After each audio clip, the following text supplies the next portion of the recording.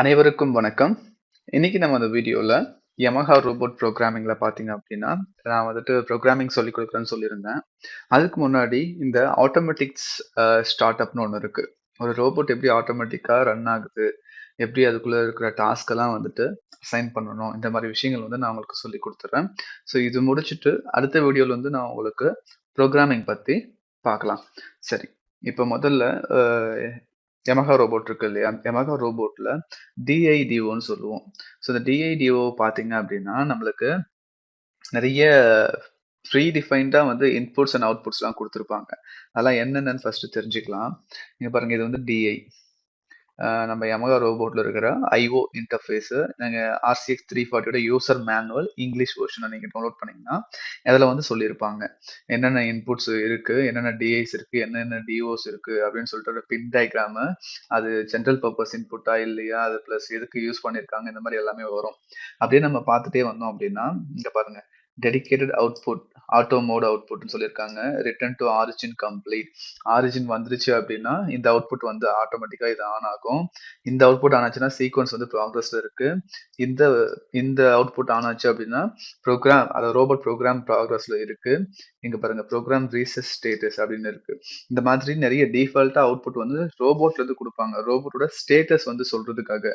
Robot அலாரம்ல இருக்கா, இல்ல ரன்னிங்ல இருக்கா, என்ன கண்டிஷன்ல இருக்கு, நான் அந்த பொசிஷனுக்கு போயிட்டேன், நான் ஆரிஜின் ஆயிட்டேன், இந்த மாதிரி விஷயங்கள்லாம் ரோபோட் வந்து கண்டிப்பா வந்து கொடுக்கும். இதை எடுத்து நம்ம ஒரு மெஷின் கூட ஒரு இன்டர்ஃபேஸ் பண்ணி வச்சிருந்தோம் அப்படின்னா யூஸ் பண்ணிக்கலாம். இப்போ ஒரு மெஷினை நான் ரீசெட் பண்றேன் அப்படின்னா மெஷினுக்குள்ள ஒரு பார்ட் தான் ரோபோட். அது இல்லாம மெஷின்ல ஆக்சிஸ்லாம் இருக்கும். ஸோ ஃபர்ஸ்ட் சேஃப்டிக்கு என்ன பண்ணுவாங்க, ஃபர்ஸ்ட் ரோபோட் வந்து ரீசெட் ஆகணும், அப்புறமா தான் மெஷின் ரீசெட் ஆகணும். ஸோ நீங்க எப்பெல்லாம் ரீசெட் நீங்க இன்புட் கொடுக்குறீங்களோ மெஷினோட ரீசெட் இன்புட் வந்து எங்க போகணும், இந்த ரோபோட்டுக்கு போகணும். அது வந்து எப்படி டிஜிட்டல் இன்புட்ல தான் கொடுக்க முடியும். புரியுதுங்களா? இங்க பாருங்க DI17ல dedicated input return to origin for ABS axis சொல்லியிருக்கேன் பாத்தீங்களா? ஸோ இந்த நீங்க இன்புட் அதாவது மெஷின்ல ஒரு அவுட்புட் ஆன் பண்ணீங்கன்னா தான் இதுக்கு இன்புட்டா போகும். ஸோ இந்த இன்புட் இதுக்கு ஆன் ஆயிடுச்சு அப்படின்னா அது வந்து ரீசெட் ஆக ஆரம்பிச்சிடும் ரோபோட் ஆட்டோமேட்டிக்கா. ஓகே. இப்ப ரீசெட் ஆயிட்டு நான் வந்துட்டு ரீசெட் ஆயிட்டேன், ரிட்டர்ன் டு ஆரிஜின் கம்ப்ளீட்னு சொல்லிட்டு அது ஒரு அவுட்புட் ஆன் பண்ணோம். அந்த அவுட்புட் நம்ம மெஷினுக்கு இன்புட்டா போன உடனே மத்த ஆக்சிஸ் எல்லாமே வந்து பாத்தீங்கன்னா ஆரிஜினுக்கு போக ஆரம்பிச்சிடும். ஸோ இப்படிதான் வந்து அந்த ரீசெட் ப்ரொசீஜர் வந்து நடக்கும். இப்படிதான் வந்துட்டு ஹேண்ட் செக் பண்ணிக்கும் ஒரு ரோபோட்டும் ஒரு மெஷினும் பேசிக்கணும் அப்படின்னா இந்த மாதிரி டிஐடிஓஸ் வச்சு நம்ம ஹேண்ட் செக் பண்ணிக்க முடியும். கம்யூனிகேஷன் வச்சும் பண்ண முடியும். பட் ஹார்ட்வேரா பாத்தீங்க அப்படின்னா இந்த மாதிரி நம்ம பண்ணிக்கலாம். சரி.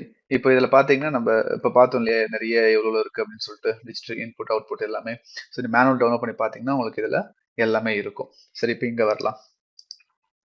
இப்ப இந்த இடத்துல பாருங்க. இந்த மாரி டிஐடிஓஸ் வந்து நீங்க இங்க மானிட்டர் பண்ணிக்கலாம். மானிட்டர் இந்த இடத்துல இருக்கு பாருங்க. டிஐடிஓ அப்படின்னு சொல்லிட்டு. இது வந்து நீங்க யூஸ் பண்ணிக்கலாம். சரி இப்போ இங்க டாஸ்க்ன்னு ஒண்ணு இருக்கு. இங்க டாஸ்க்ன்னு ஒண்ணு இருக்கு இல்லையா? இந்த இடத்துல பாருங்க. ப்ரோக்ராம்னு ஏதோ வந்து போட்டு pick and place, task stop அந்த மாதிரி இருக்கு. ஸோ இது இந்த டாஸ்க்கு போகிறதுக்கு முன்னாடி நம்ம இந்த ஓப்பன் ப்ரோக்ராம் இதுல வந்து மெயின் ப்ரோக்ராம்னு ஒன்று இருக்கு. மெயின் ப்ரோக்ராம்ன்றது ஒரே ஒரு ப்ரோக்ராம் மட்டும் தான் நம்ம செட் பண்ண முடியும். மற்றது எல்லாமே பார்த்தீங்கன்னா அதுக்கு கீழே தான் வரும். நம்ம மெயின் ப்ரோக்ராம் எதுவுமே செட் பண்ணல அப்படின்னா ப்ரீவியஸா அதாவது லாஸ்டா என்ன ப்ரோக்ராம் எக்ஸிக்யூட் ஆச்சோ அந்த கரண்ட் ப்ரோக்ராம் தான் அது வந்து மெயின் ப்ரோக்ராமா அது எடுத்துக்கும். அதாவது ஃபர்ஸ்ட் டாஸ்கா அது எடுத்துக்கும். ஓகே. இப்போ மெயின் ப்ரோக்ராம் உங்க சீன் வருது பாத்தீங்களா? இப்போ நான் வந்து மெயின் ப்ரோக்ராமே செட் பண்ணல. இப்போ செட் பண்ணணும் அப்படின்னா ஜஸ்ட் அந்த ப்ரோக்ராம் கிளிக் பண்ணிட்டு ரைட் கிளிக் பண்ணீங்கன்னா செட்டிங் மெயின் ப்ரோக்ராம் கொடுத்தீங்கன்னா இங்க எம்னு மாறிடும். புரியுதுங்களா? ஸோ இதுதான் வந்து எப்படி மெயின் ப்ரோக்ராமை செட் பண்றது அப்படின்னு சொல்லிட்டு. ஸோ மெயின் ப்ரோக்ராமை செட் பண்ணதுக்கு அப்புறமா நீங்க என்ன பண்ணணும், இப்போ ஒரு ஃபார் எக்ஸாம்பிள் நிறைய ப்ரோக்ராம் வந்து நம்ம கிரியேட் பண்ணலாம்.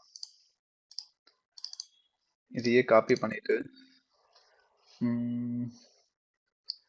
பிக் அண்ட் பிளேஸ் 2 அப்படின்னு போட்டாச்சு. இதையே காப்பி பண்ணிட்டு பிக் அண்ட் பிளேஸ் 3. ஓகே. இப்போ இந்த 3 வந்துடுச்சு. இந்த 3மே வந்து பாத்தீங்கன்னா இந்த இடத்துல நம்மளுக்கு டாஸ்க்ல நம்ம என்ன பண்ண போறோம், ரெஜிஸ்டர் பண்ண போறோம். இங்க பாருங்க. அதாவது நார்மலா இந்த டாஸ்க் நீங்க ஸ்டார்ட் ஆல் கொடுத்துட்டீங்கனாலே இந்த எல்லா டாஸ்க்கும் ஸ்டார்ட் ஆகும். இப்போ நான் வந்து ஸ்டார்ட் ஆல் தரேன்.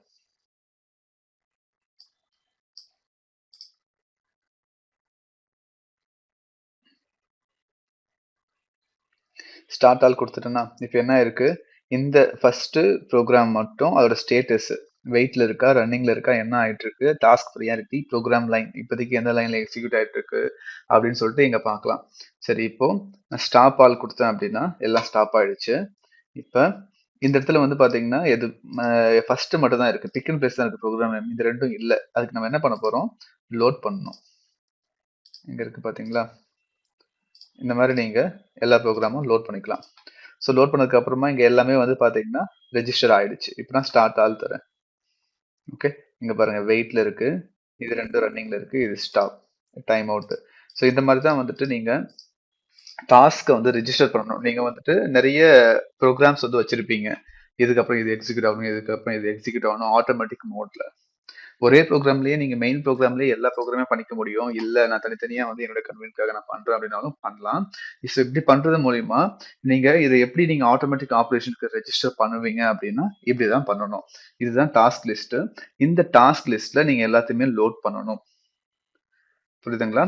ஸோ நீங்க எல்லாத்தையும் லோட் பண்ணிட்டீங்க அப்படின்னா ஸ்டார்ட் ஆல் கொடுத்தீங்கன்னா எல்லாமே ஸ்டார்ட் ஆயிடும். ரீசெட் ஆல் கொடுத்தீங்கன்னா எல்லாமே ரீசெட் ஆயிடும். எது மெயின் ப்ரோக்ராமோ அது மட்டும் தான் எனக்கு காமிக்கும், எந்த டாஸ்க்கும் இருக்காது.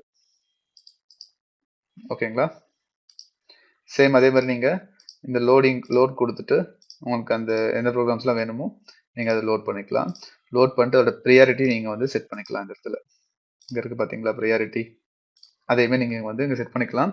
இந்த மாதிரி நம்ம டாஸ்க்ல மொத்தமா 16 ப்ரோக்ராம்ஸை ரிஜிஸ்டர் பண்ணிக்க முடியும். எப்பெல்லாம் நீங்க இந்த ஆட்டோ சிக்னல் கொடுக்குறீங்களோ ரோபோட்டுக்கு, அப்ப இங்க நம்ம எவ்வளவு 16 வரைக்கும் கொடுத்தோம்னா 16 வரைக்கும் எக்ஸிக்யூட் பண்ணணும், எவ்வளவு கொடுக்குறோமோ அது வரைக்கும் எக்ஸிக்யூட் பண்ணணும்.